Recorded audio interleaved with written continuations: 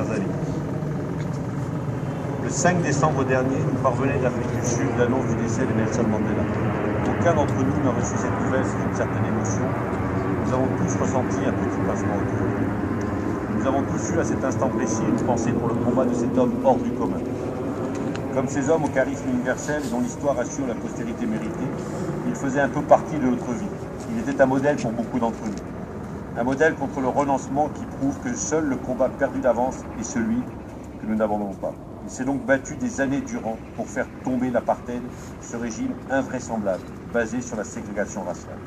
Il était un modèle d'ouverture à l'autre, lui qui a pris en prison la langue et la culture de ses adversaires, non pas pour mieux les combattre, mais pour mieux les comprendre, pour mieux les rallier à son projet de coexistence pacifique et les convaincre qu'ils avaient entre leurs mains le destin commun d'une Afrique du Sud multiethnique. Il était un modèle de conviction et de persévérance, d'espérance et de ténacité. 27 ans de prison, 27 ans de privation de liberté et de sévices n'auront pas suffi à le faire renoncer à son combat. Et un modèle de grandeur d'âme, lui qui sortit de ses 27 ans d'incarcération sans désir de vengeance à l'égard de ceux qu'il avait privés de sa liberté toutes ces années. Comment ne pas être admiratif de ses convictions pacifistes si fortes qu'elles poussent à rallier ses ennemis à son idéal sans vouloir se venger. Mais plus encore, Nelson Mandela appartient à cette catégorie restreinte des hommes illustres dont la seule évocation du nom provoque le respect. Ceux qui symbolisent à eux seuls la lutte pacifique d'un peuple et dont le nom est à jamais associé à leur combat.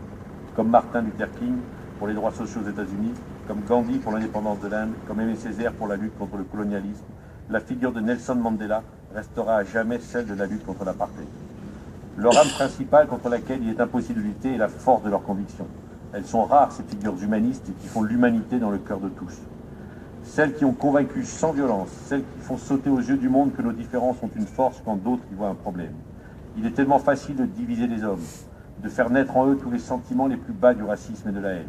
Mais il est tellement plus beau, à l'instar de Nelson Mandela, de faire de la politique en préférant les gens au pouvoir, en essayant de les rapprocher, de les faire vivre ensemble, de les accorder dans un destin commun, dans la tolérance et le respect.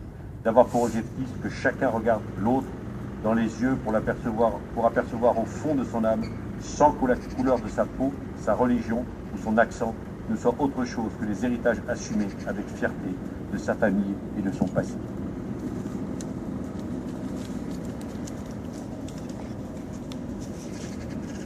Monsieur Hervé Mahler, sous-préfet de Sarcelles.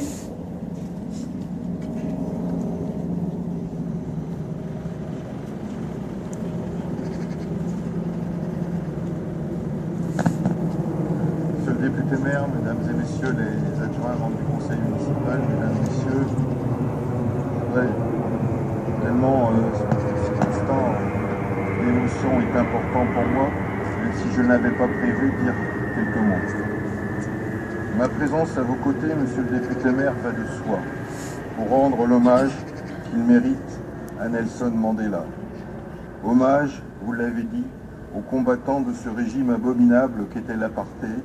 Hommage au père de la nation sud-africaine qui, faisant fi de toutes les souffrances qu'il avait endurées pendant 27 ans, sut refuser la vengeance et se faire l'apôtre de la non-violence pour la réconciliation du peuple sud-africain et la création de ce pays tel que nous le connaissons aujourd'hui. Mais il nous transmet aussi un message, celui justement de ce respect des communautés, de ce respect des hommes, des individus, au-delà de leur couleur de peau et de leur religion. Et c'est ce message aujourd'hui qui doit nous faire réfléchir lorsque nous lui rendons hommage. Dans cette ville de Sarcelles, où tant de communautés vivent ensemble, il y a un message qui nous le fait passer et que nous devons méditer. Soyons tous dignes de son exemple, soyons tous dignes de lui.